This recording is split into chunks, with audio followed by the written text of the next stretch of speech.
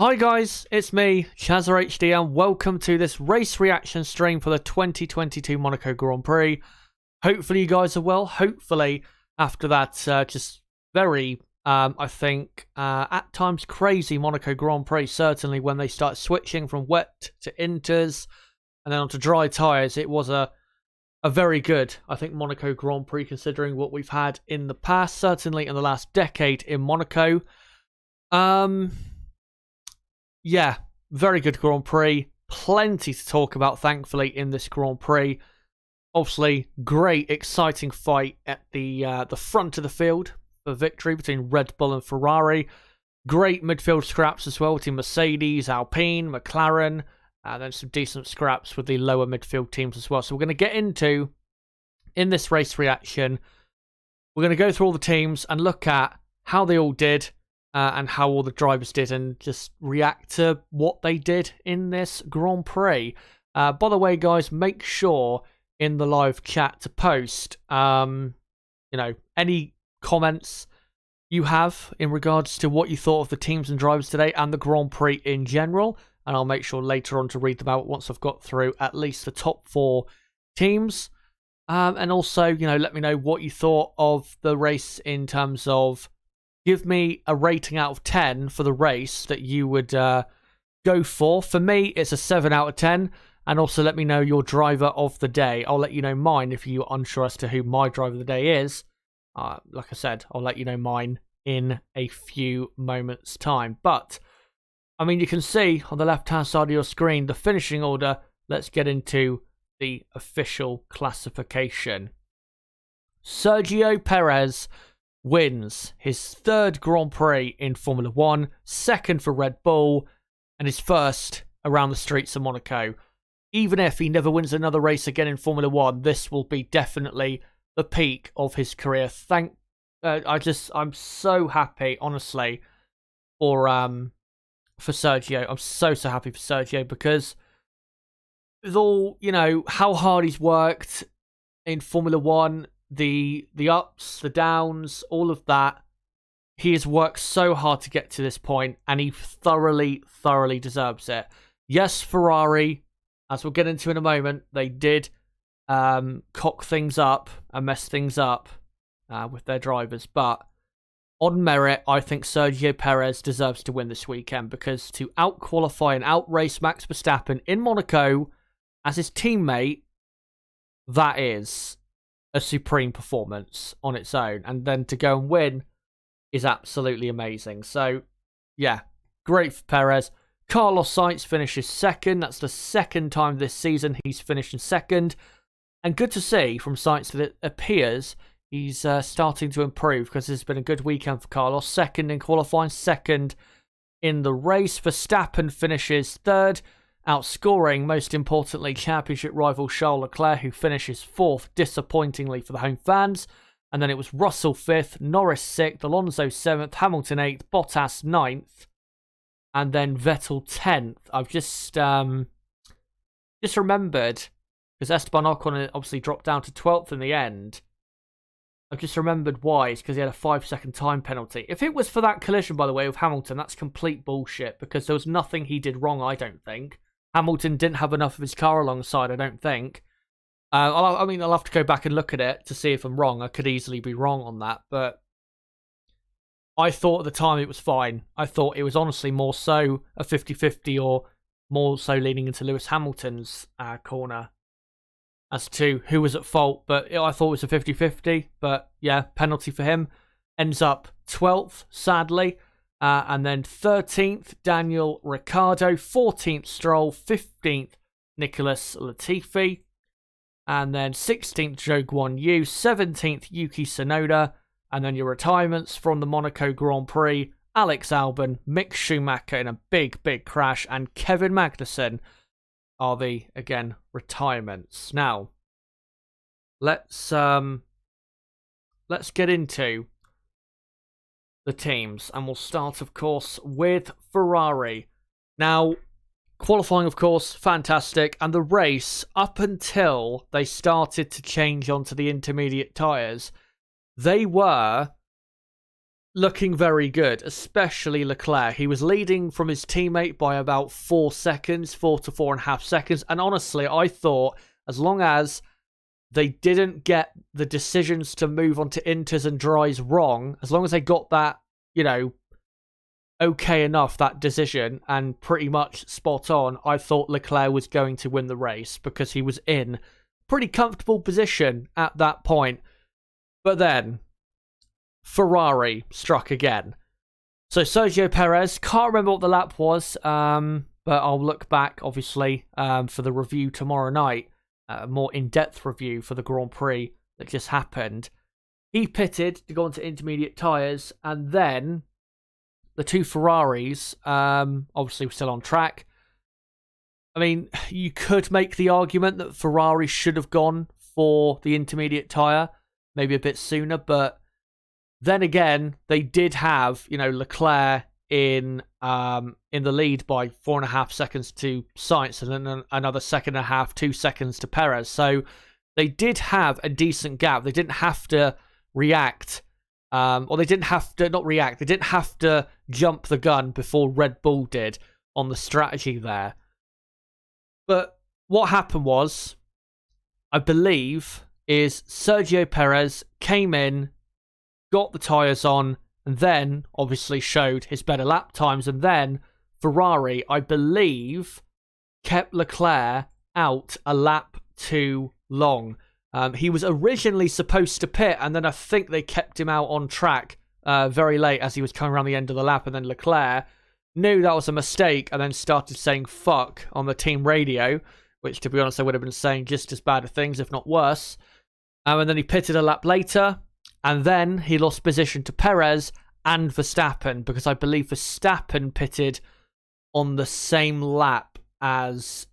he lost position to Verstappen because Verstappen, of course, went onto the dry tyres, I think, the lap later than Leclerc did, and Leclerc got held up in that whole sequence of things. So yeah, Leclerc, he got jumped by Perez. Perez got into the net lead of the Grand Prix. Carlos Sainz was still on track, and then they kept Sainz out until then Red Bull decided, Ferrari decided to pit for the hard compound tyre, which was the right decision, and they went onto it.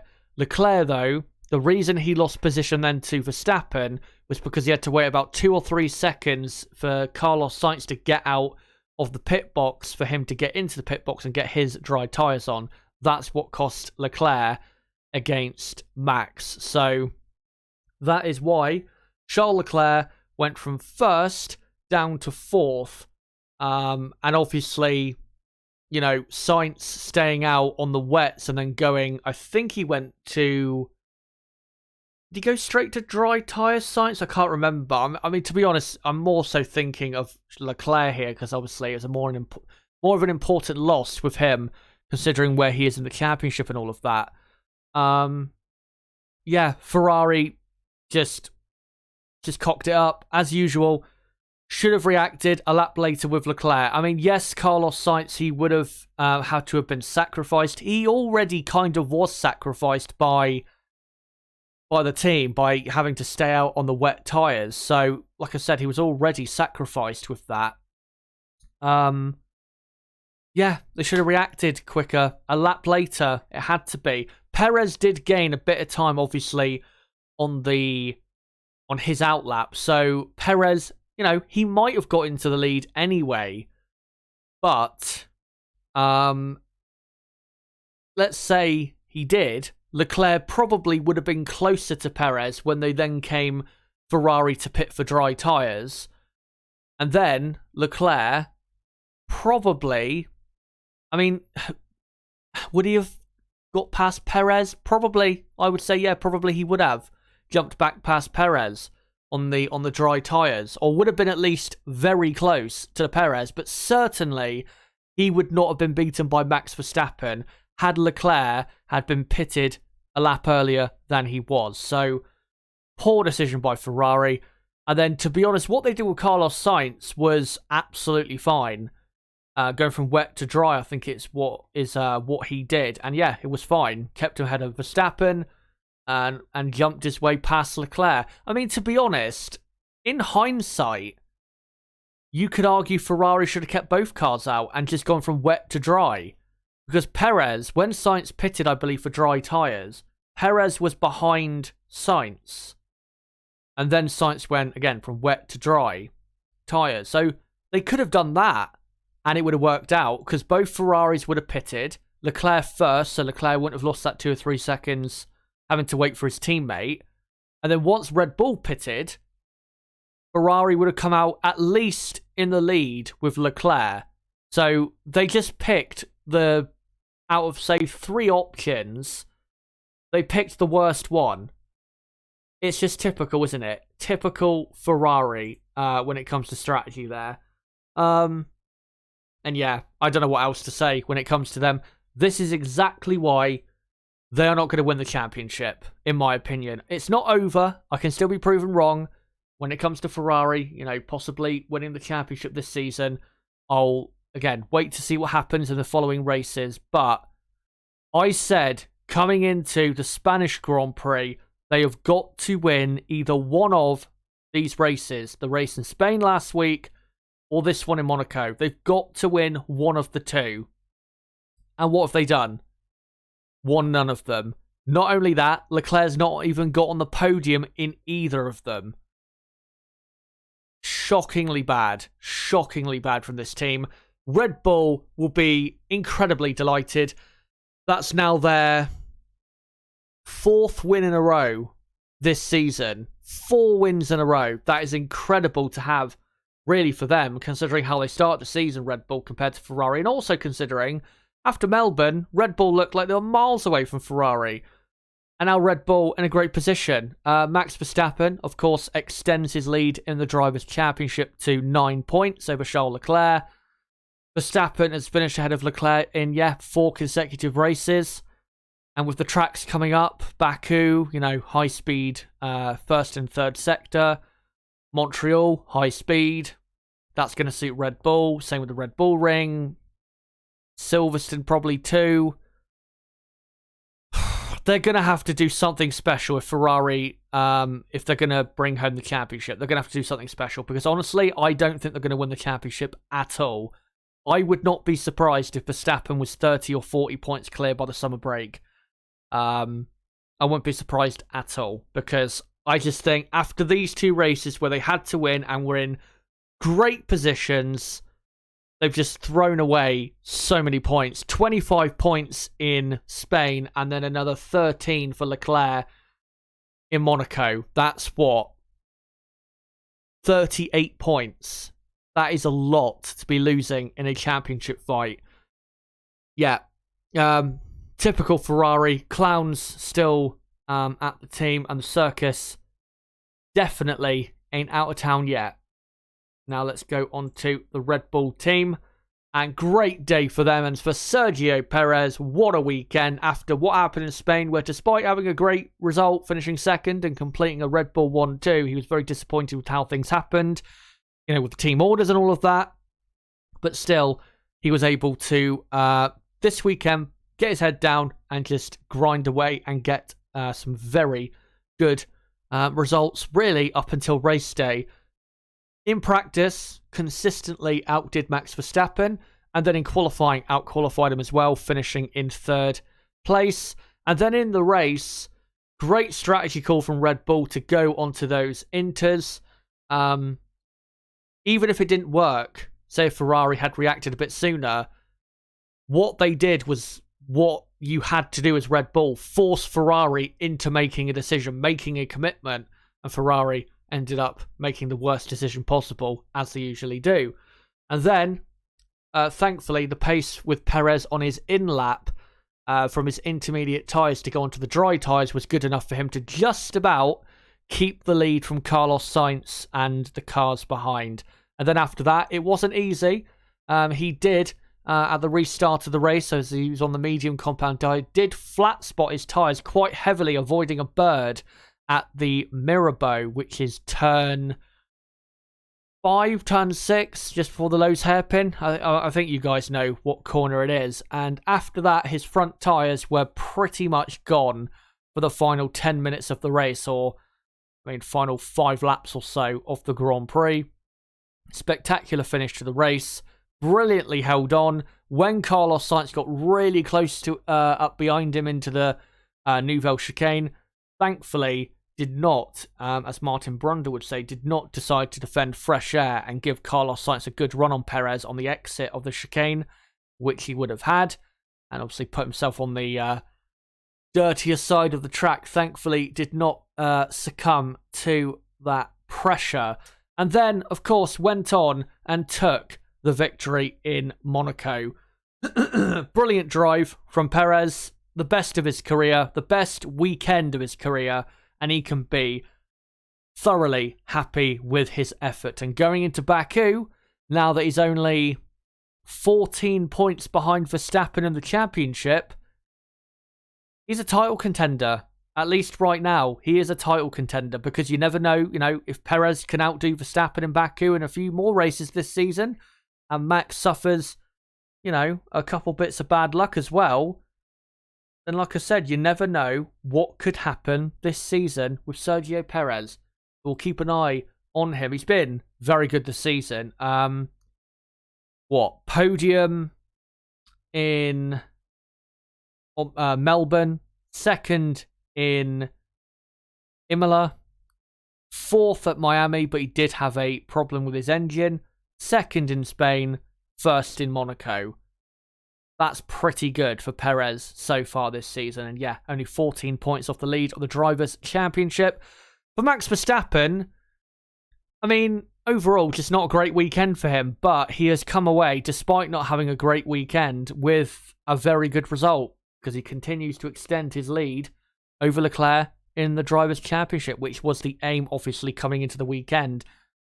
And yeah, I think despite being out-raced and out-qualified by Perez, which will be disappointing for sure, I think he'll be happy that, his team won, and obviously he does like Sergio quite a bit, but also out-finishing or outscoring Charles Leclerc will be, I think a good result for him. And going forward from this, I expect Verstappen to start building a decent lead over Charles Leclerc. The next race in Baku, though, it's going to be interesting to see how he does against Perez, because we know Perez in Baku is pretty good and pretty competitive. It is Perez normally his best track of the year. He won last year. 2019, he was 6th, Perez. 2018, 3rd. 2017, he could have won the race had his teammate not ballooned him into the wall. And then in 2016, I think he qualified 2nd, but had a grid penalty, and then finished 3rd. It's a Sergio Perez track for sure. It'll be interesting to see how Verstappen gets on against Sergio now that he's out-qualified him and out-raced him in a race on pure merit, this weekend. And, we'll see what happens in Baku. But after Baku, I expect Verstappen definitely to get 2 or 3 more race wins at least, and definitely, like I said, build a good lead over Leclerc in the Drivers' Championship. And also, they've outscored Ferrari today by how many points? By 10 points. So it's now up to 36 points, their lead in the Constructors' Championship, I believe. So Red Bull also have a healthy lead now in the Constructors' title. And definitely in the Constructors' standings, I think it's more likely that Red Bull will beat Ferrari. But in terms of the championship, definitely advantage Red Bull, and Ferrari have lots of work to do if they're going to win the championship this season. Now, we'll go on to Mercedes-Benz. We won't go too much into Mercedes because it wasn't really an eventful race for them. George Russell obviously started 6th, benefited from going from the wet tyres to the dry tyres, which honestly I think was probably the best strategy of all in terms of going from wets to what else whether it was inters or dries. I think it was the best thing to do was to go from wets to dries, which Russell did. I think Alonso did as well, and it did benefit their race results. Alonso obviously kept his position in 7th, but Russell gained a position over Lando Norris and ended up finishing in 5th and just about got 5th by the end as Norris pitted for a fresh set of mediums and almost got Russell at the line. If there was one more lap, maybe Lando Norris would have got 5th place. But yeah, great result from Russell again. Another top 5 race finish. That is, well, it's every race this season. He's finished in the top 5. He's, I don't know if he's still 4th in the championship, but it's going to be close to him and Carlos Sainz. Of course, Sainz scored 18 points today. Russell scored 10. But again, Russell performing very, very well. Great to see him doing so well. Lewis Hamilton, I think maybe it was a slight mistake going onto the Inters because he didn't really make the progress he needed to make on that tyre, because then he got held up really badly by Esteban Ocon, who did a great defensive job, by the way, to keep Lewis Hamilton behind. Lewis lost probably how much time? He probably lost a pit stop in lap time just through being held up by Ocon, because Hamilton was probably 3 or 4 seconds a lap quicker. So yeah, he probably lost a pit stop worth of time there. Maybe then he could have finished in 6th or 5th place, but yeah, just couldn't get his way past Esteban Ocon there, and then ended up finishing in 8th. Eventually, once he went onto the dry tyres just before the red flag, he which just came out in 8th place and then stayed there. He did get close to Fernando Alonso on the restart of the race, but Fernando, as we'll get into soon enough, having a strange race, very slow on the restart of the race, and then suddenly started to show some good pace. So yeah, disappointing for Hamilton. And honestly, I know the car is not quite there yet, and there's issues with the car. I get that, but I think this weekend, I think Lewis would have to admit he's not been good enough this weekend, and that Russell simply outperformed him around this track. The car still isn't quite, as Martin Brundle, I think, has said already this season, the car is not quite speaking to Lewis, meaning that it's not quite responding to what he wants out of it. But I think this weekend, I think Lewis could have done better. I know at the end of Q3, he could have gone quicker. Obviously, F1 could have gone quicker, but I just think, Russell 5th, Hamilton 8th. I just don't think that's good enough from Lewis. I mean, he still hasn't had that bad of a season, nowhere near as bad as people would claim, but I think this weekend, I think we can say that he's not been as good as maybe he, should have been, needs to be, however else you call it. But yeah, 8th it was for them. Mercedes score 14 points, still outscore all of the rest of the teams behind them, so I guess that's a decent result. But coming away from this weekend, they will need to find out just what it was about the Monaco track exactly that problems, because going into Baku, of course, they will want to be a bit more like they were in Barcelona in terms of their pace. Down the straights, Mercedes have, as we saw in Barcelona and Miami, it seems as though Mercedes have cut that drag off, thankfully. So they won't be too bad down the straights in Baku.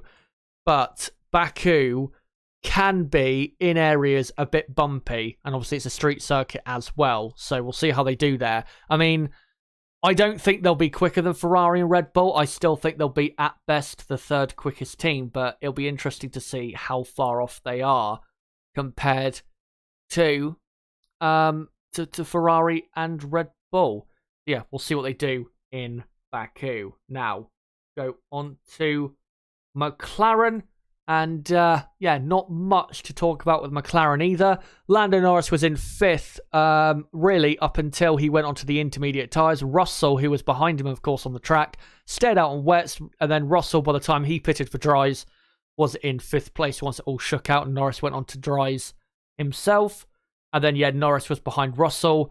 And then after the restart, Norris was a few seconds behind Russell. Then they decided to pit him because they had enough of a gap behind to get him back out onto track. And then he almost got Russell for 5th, but just couldn't quite do it in the end. But still, 6th place, top 6 finish in Monaco for him is still a great result.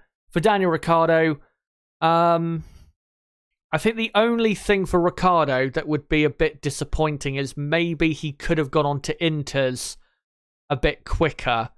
Or just, McLaren could have made maybe, could have maybe taken a bit more of a risk, I guess you could say, in the race today than what they did with Ricciardo, because it's not like he was on for anything anyway. And obviously Gasly behind took a risk going on to the Inters, and look where he finished, 11th place. So yeah, maybe they could have took a bit more of a risk there in going for the intermediate tyres, but they decided not to, and he finished in 13th. The only reason he finished 13th really is because Kevin Magnussen retired for the race, so he didn't really have that great of an afternoon. Another poor, unfortunately, Monaco Grand Prix for Ricciardo. But before I go on to the rest of the teams, I'm going to quickly come to you guys in chat to see what you guys have to say, and to see I'll answer any comments from you guys, and also see what you guys are saying about the teams and drivers and how they performed in today's Monaco Grand Prix. So let me know in the live chat, and I'll read out as many comments as I can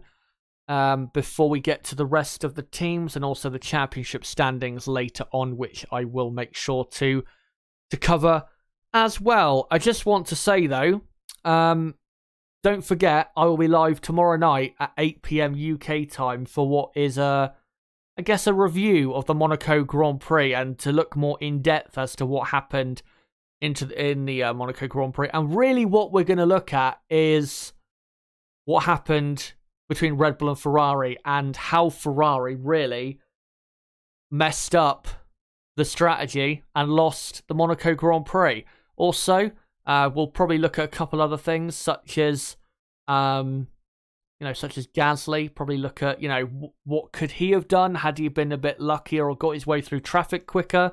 Because obviously he went for the Inters pretty early. Yeah, we'll look at plenty of stuff in the Monaco Grand Prix review tomorrow night. So don't forget to come along to that tomorrow night, 8 PM UK time. And if you are new to the channel, then don't forget to subscribe for more content like this, bottom right of the screen. Make sure to do it right there. And as well, don't forget to smash the like button and share this video and channel everywhere you can.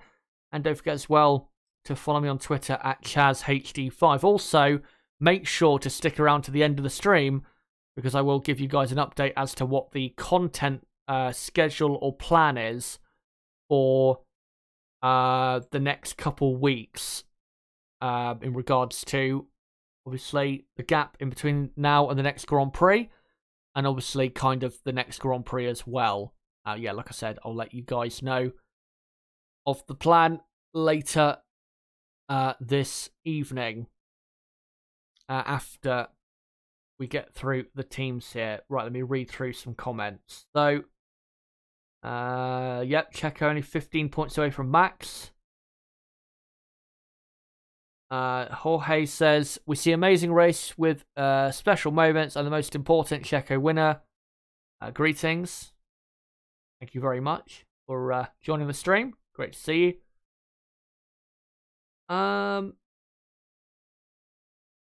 Rooksfoot says, given how Perez's tyres / mediums went off at the end, how bold was Alonso's strat of driving so slow for so many laps? Would anyone other than Alonso do that idea? Michael Schumacher, maybe? Michael Schumacher actually did do that once at Imola, I remember, because I saw the race a few months ago, because I do love going back and watching old races. And funnily enough, the driver behind him at the time was Alonso. It was in 2006.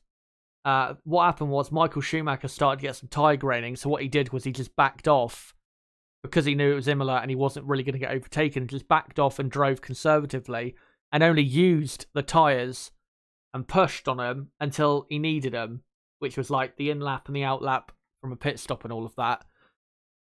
So, yeah, he's picked that up, obviously, that type of skill. And to be honest, in Monaco, I mean, would he have had the pace to hang on to Norris? Probably not. The McLaren does seem to have a better race pace than the Alpine, but if he wasn't going to finish any higher than 7th, then there's no point using the tyres up any more than you have to. And in Monaco, unless you make a clear mistake or the car behind exiting a certain corner is like within a couple tenths of a second, you're not going to lose position either. So I think what Alonso did was fine, to be honest, and was very, very smart. Astro Stevo says, how can a team with so much money and famous Ferrari keep messing things up so badly? How can they not do so much better than they do? Yeah, it is very, I mean, yeah, it is amazing how a team with so much money, so much resources, and surely so much access to quality talent out there can get it so wrong. It reminds me with Ferrari of Manchester United. Maybe not as bad as Manchester United in terms of how bad United are like at the moment, and maybe how low United as a football team fall or have fallen in certain years. But it is similar in that with both, Man United Football Club and Ferrari, you look at them and think, how could you possibly get it this wrong so consistently with how you do things? And that's how I look at Ferrari. I just think, yeah, how can you get it wrong consistently like this and never learn? And they never will, especially with Bonotto as team boss, who I know some people out there give him credit for, Ferrari's, I guess, upturn in form, which I wouldn't, really. I mean, it's good to see Ferrari have made a good car for this year. Good to see that they've returned to being a front-running team. I'll give them credit for that. But Ferrari should be a front-running team every year. They have no excuse not to be. So I don't think it's really that much of an accomplishment.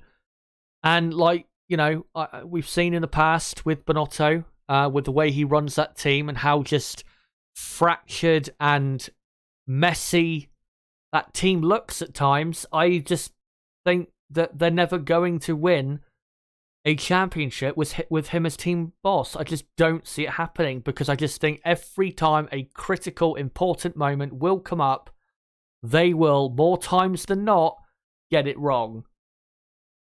And if you have a team, in a title fight, if one of those teams is like that, that team is going to lose at the end of the day.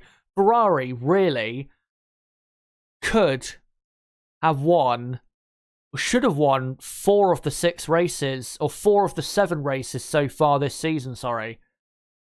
If they won 4 of the 7 races, they'd be leading the Constructors' Championship by not a lot, but they'd be leading it, and Leclerc would be 25 to 30 points at least clear of Verstappen. That's where they should be. But obviously they're not, because it's Ferrari. Glad to see you back at it, Chazza. Greetings from Arizona. Thank you very much, and great to see you. Faith Thomas says, good morning, Chaz from America, stay in California. Just watched Checo win Monaco. Watching the Indy 500 now will be amazing to watch the Coca-Cola 500 at 3 p.m. Well, good to see that you've got your day planned out in terms of motorsport. Perez third and becoming an actual title contender perhaps too, if Red Bull let him be. Says Astro Stevo. If Perez is quick enough and can consistently put it up there, then I think they will allow him to, because I don't see what they could lose from that situation. I mean, I still think Max Verstappen will win the championship, but let's say Perez was to outperform Verstappen this season, which I don't think is going to happen. I think there's little chance that does happen. But if it does happen, then Red Bull, they can't afford to cost themselves the championship just because they want Verstappen to win it instead of Perez. They can't afford to do that. And Astro Steve also in chat saying F1 needs a consistent rule that wet or not, you start on the grid, and if you don't want to, well, don't start, but your choice. They used to do that, just race, just start. Time they did again. No, I disagree with that. I think there are times where you can't start a race because it's too wet and all. But I just think they need to shorten they need to shorten the amount of time they have between each like interval of, we will wait now 20 minutes until the next message. You need to shorten that. They need to be a bit more quicker and reactive to what's going on. And I'll just read out this next comment, and then I'll move to the rest of the teams. From Paul James Squibbs, I think it is, who asks, will this be a rare year when the fastest car doesn't win the championship? It could be. I mean, yeah, so far this year, I would say Ferrari have had the best car. Not at every race, but I'd say, yeah, probably for the 4, at least, of the 7 races, arguably 5 of the 7 races, they have had the better car this season. And yeah, I think it could happen. I mean, the last time they fought for a championship, 2018, for me, they had the better car that year, and they just didn't utilize it anywhere near its full potential. And then what other years were the best? Was the best car, or did the best car not win the championship? Probably McLaren in 2012. What other years? McLaren 2005. What other years are there?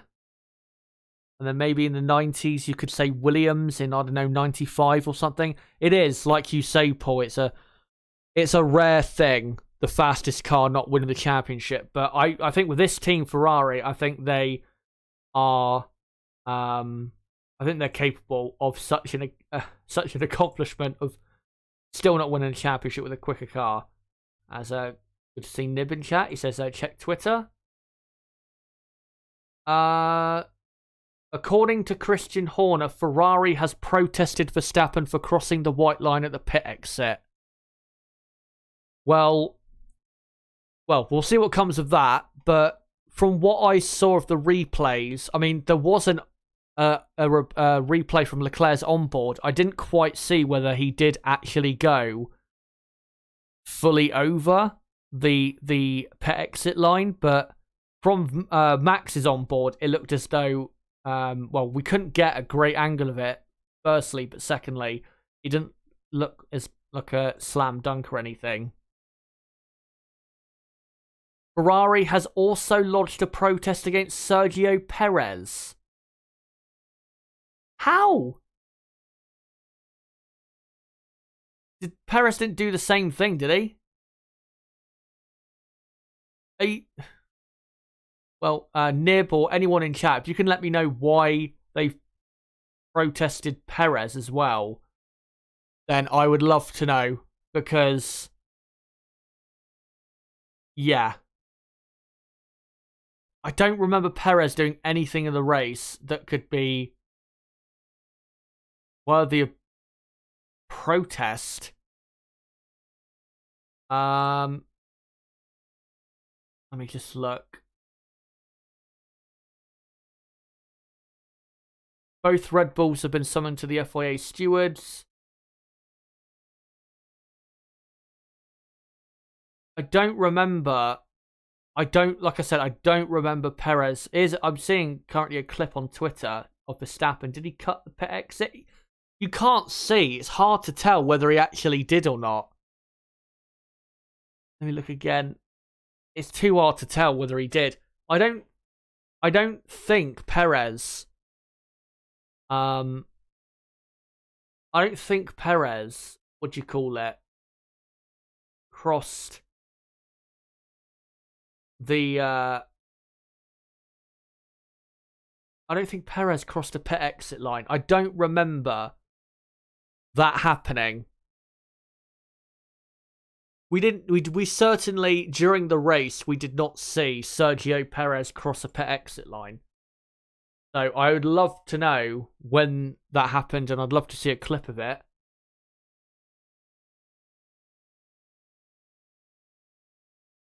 But hold on for a quote from Bonotto. Bonotto said, after the race, the yellow line at the pit exit, for us, it's unclear why the 2 Red Bulls crossed it, while the race director's note said that we should stay on the right of that said line, so we wait for some clarification for the FIA, because for us, it's not clear. I'm not sure there's clear evidence that Verstappen actually cut it. And like I said, I've not seen any evidence that Sergio Perez crossed it because I've not seen a clip of it. I've not seen anything during the race to suggest Perez during the race was the one noted for it. Right.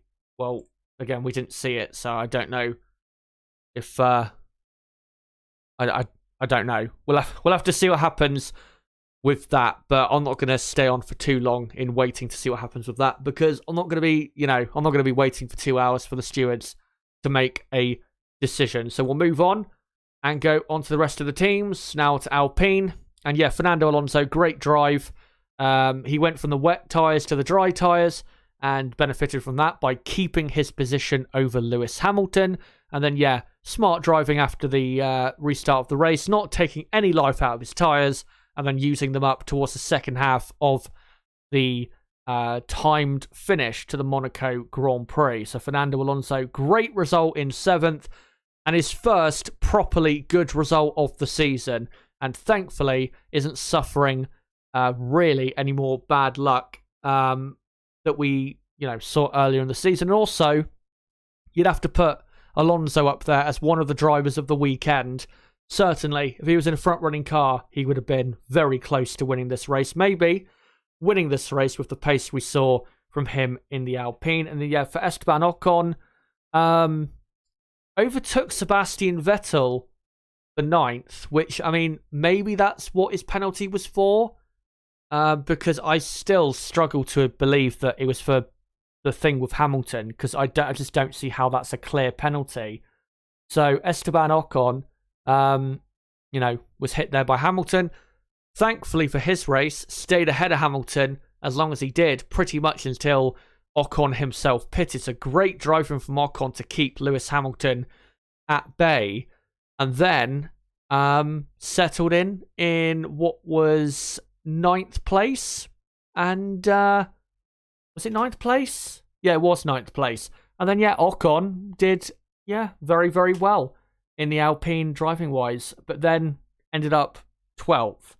Very disappointing that penalty happened. And like I said, I can't see anything from the race that would suggest he deserved a penalty as far as I'm concerned. But very good drive for Ocon. Great drive for Alonso. And Alpine are they up to 5th in the championship? No, not quite. But they're still not too many points behind Alfa Romeo. Only probably 4 or 3 points behind Alfa Romeo in the constructors. And then they're not too many points behind McLaren. I think only 18 points behind. So they are still in a good fight with McLaren there for 4th in the championship for sure. And we'll see how they do in Baku. I expect Alpine in Baku to be pretty competitive. Alfa Romeo next up. And despite a poor weekend compared to what we thought, Valtteri Bottas still gets a points finishing in 9th place. That's a good result for the team considering the lack of pace they've had this weekend. Zhou Guanyu finished in 16th. Zhou, I think, had potential at times to get up into like a 13th or a 14th in this Grand Prix, but just made a couple little errors during the race. Of course, that save that he made for his car to not smash into Tsunoda and into the wall was an amazing save from him down to the chicane out of the tunnel. An amazing save. Probably the best save I've seen at Monaco, maybe ever. So yeah, amazing there from Zhou. Great talent to be able to control that.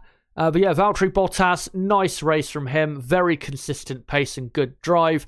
And even though they've lost 6 points to McLaren, they're still only, 15, 16 points behind. So if they can get back into the type of form we saw in Barcelona and Miami, then I have no reason to believe they won't be very competitive again. Next up, AlphaTauri. No, not Ferrari, AlphaTauri. And just such a disappointing day. Obviously, disappointing qualifying because of what happened to Gasly. I will say, though, Pierre Gasly, I thought drove his socks off, finishing in 11th. Obviously, went for the Inters on lap 3 or 4. And it was the right decision because the track was good enough for intermediate tyres. His pace was fantastic, of course. And yeah, he just raced his heart out today.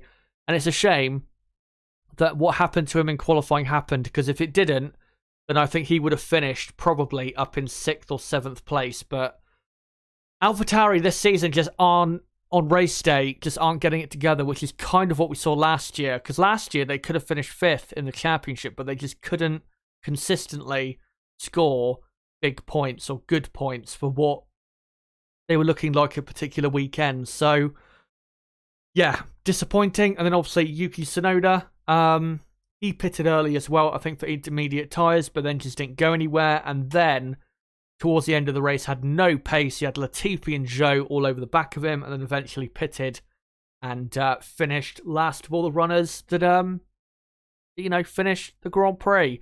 Disappointing weekend for AlphaTauri. Definitely should have scored some points, but it was not to be. Hopefully in Baku, where they've had a bit, some decent success there, hopefully that'll be a decent race for them. Certainly with the straight line speed that the AlphaTauri has, they should be pretty decent around there. And of course, it's another street circuit, so let's hope that they are competitive next Grand Prix. Now we'll go on to Haas F1. This will be quick. Obviously, Kevin Magnussen retired with a, I think, water pressure problem. I think Nib said during the race watch along. And then Mick Schumacher obviously had an absolutely colossal accident at the exit of the swimming pool section. Great to see that Mick came away unscathed. Of course, went to the medical centre for some checks, but thankfully he's okay. That's the second big one he's had this season, and thankfully is okay. And just a very disappointing weekend for Haas. Definitely could have got more out of this Grand Prix than they did. And for Mick Schumacher, he continues to have, with that mistake he made, which was not an amateur mistake, but a mistake that I don't think he should be making for his quality. Mick Schumacher's poor season has sadly continued. Now on to Aston Martin and Sebastian Vettel, yet again finishing in the points for the team. Did pretty well considering his pace in the race was actually not that great. He benefited a lot, did Vettel, from really having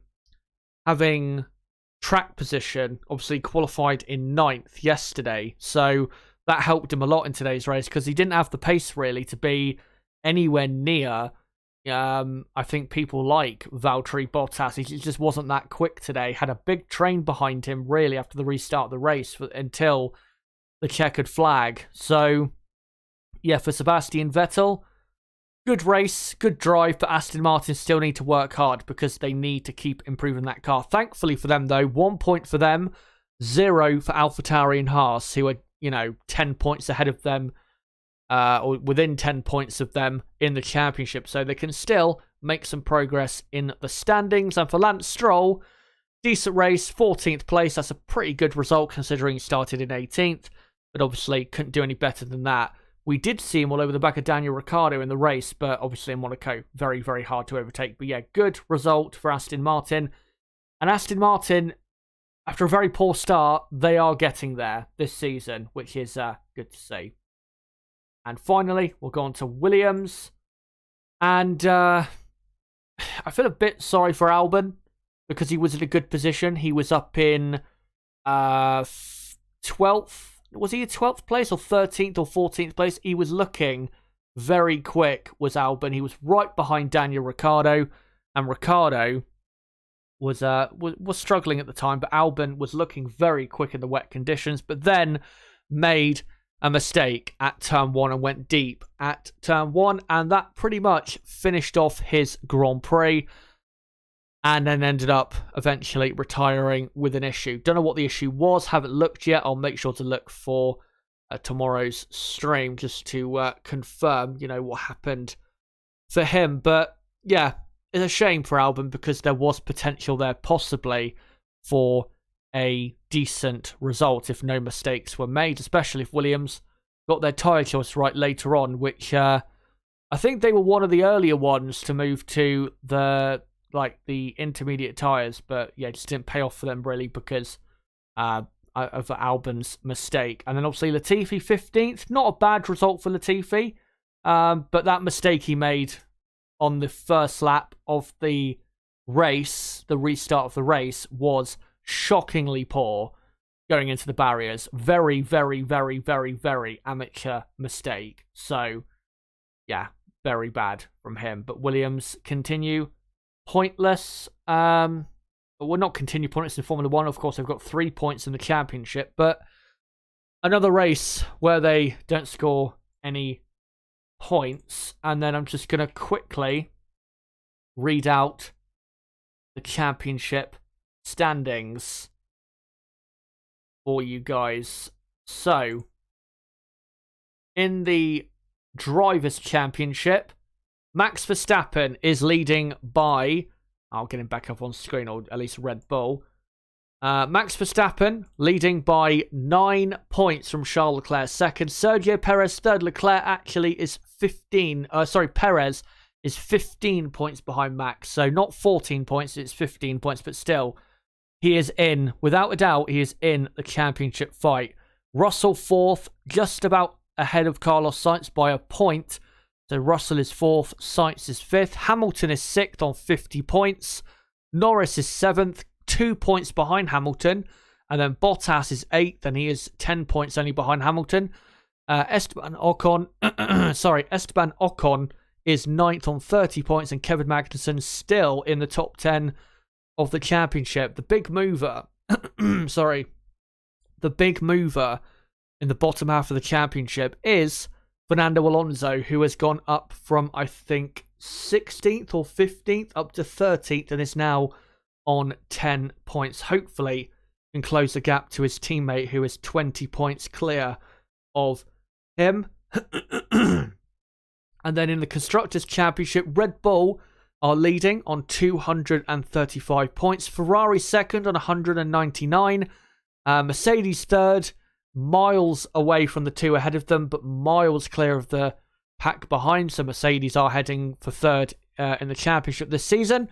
McLaren fourth, 18 points clear of Alfa Romeo, who are fifth. Alfa Romeo, though, only 1 point clear of Alpine. So, getting close in the championship between those two teams. And then Alfa Romeo, AlphaTauri 7th on 17, Haas 8th on 15 points, Aston Martin 9th on 7 points, and Williams last on 3 points. So those are your championship standings after the Monaco Grand Prix. Of course, tomorrow I will do a review and I will show them better, obviously, on screen. So I'm going to quickly read out some final comments and then we'll get to the end, but also I will get to what my plan is for the next couple of weeks of streaming. Let's find some comments here quick. Ricardo's days are numbered, says Paul James. Unfortunately, good guy, but I can't see him lasting much longer. Yeah, with performances like today, absolutely not. Bonotto will never name to Sergio Perez, the second driver of Red Bull, says Arlequin69. Roberto Diaz says, congratulations, Checo. Indeed. Hello, by the way, to Ronan Brady. And Astro Steven makes a great point by saying a lot less crashes than expected given the conditions. That is true. I expected there to be drivers all over the place today, but I think we saw, though, despite that I think we saw today why certainly I say that the drivers on the grid, this is probably the best grid quality-wise we've ever had in Formula 1. And considering the conditions today, I think we saw a perfect example of why. But guys, thank you very much for those comments, and thank you very much for joining me for all of the streams this weekend. Been great to have you all along. There's been plenty of people watching at times. this weekend. Had, I think at one point in my race watch along, 1,000 people watching live. So, yeah, great to see that. And hopefully in Baku, we'll have another good weekend in terms of obviously viewership and growth and all of that. So yeah, thank you guys for coming along. And if you are new to the channel and if you have newly subscribed, thank you very, very much. And hopefully you will enjoy the content around here. So let me just get into what the plan is for the next 2 weeks. So tomorrow night will be a review of the Monaco Grand Prix where I'm going to get more in depth into, you know, what happened. And it definitely will mostly be about what happened between Red Bull and Ferrari, but I will get into a couple other things as well. And then there might be a clip coming from that stream that I might upload as a separate video as well. So there might be that, say, the day after on Tuesday. But in terms of streaming, the plan is, yeah, Grand Prix review for Monaco tomorrow night at 8 p.m. And then I will be live again on Wednesday night for another stream. And that stream is going to be about Mercedes. And what I'm going to do in that stream is get into and analyse why have Mercedes been as slow as they have been this season? What are the problems that they've still got? What are the problems that they had? What improvements have they made? What's happened this season? What is the future for them? You know, how can they improve this car and how is it looking for the two drivers? And also look at Lewis Hamilton's performance and whether he will, you know, compared to Russell, will he be able to get on top of things and get back to the Lewis Hamilton we know and love? That stream will be happening on Wednesday the 1st of June. So yeah, this Wednesday coming at 8 p.m. UK time. And there might be a clip or two coming from that stream as well as a stream clip. So we'll see what happens with that. But in terms of the next 2 streams, those are the next 2 heading your way next week. And then after that, there won't be any streams for the rest of the week next week after that Wednesday stream. And then the week after, there won't be any streams until Thursday, which will be the preview for the Azerbaijan Grand Prix. And then Friday will be the exact same schedule as this weekend. Practice 1 and Practice 2 watch along plus qualifying preview. And then Saturday, Practice 3 watch along and qualifying watch along. And then a race preview and race watch along and race reaction on the Sunday for Baku. And then a review on Monday. That's what the plan is for Baku. And then the exact same as well for Canada, again, with the content for the Thursday, Friday, Saturday, Sunday, and Monday. So between now and the day after the Canadian Grand Prix, there will be, and the day after the Canadian Grand Prix is the 21st of June, I think the Monday after, the day after. So between now and then, there will be 12 days where I'm streaming, but there'll be, all in all, 1, 2, 3, 6, 8, 11, 12, 13, 16, 18, about 22 streams between now and the 21st of June. Yeah, plenty heading your way. And of course, in July, we have 4 race weekends. So between now and the summer break, to be honest, there is lots of content coming your way on the channel. And hopefully, if you are new to the channel, you'll join us for that. Don't forget to join us by subscribing to the channel. Bottom right of the screen, you can do it right there. And as well, for everyone, don't forget to smash the like button and share this video and channel everywhere you can. And don't forget as well to follow me on Twitter at ChazHD5 and join me on Discord. Link below in the description to the Discord server. But yeah, that is the schedule for the next week and also for the next 2 Grand Prix. Hopefully you guys join me for that. But yeah, that's it for this race day in Monaco. And guys, until my review of the Monaco Grand Prix more in depth tomorrow night, until then guys, it has been me, ChazHD. Goodbye.